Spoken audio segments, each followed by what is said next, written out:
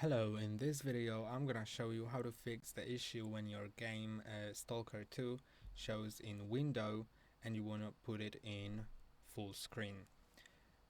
You can see that my game is in window and if I want to put it in full screen, let's go to options, then just go to display and now change the screen mode. You can see you can also change the resolution. So increasing resolution will give you a bigger window. So to do that, change it, then click on F to apply. You can see that the window size changes.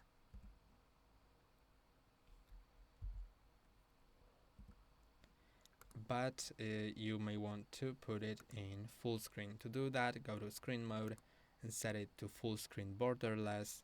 Then click on F to apply and escape to close this message, and you can see that your game is now in full screen. That's all for today. Don't forget to like and subscribe. See you next time.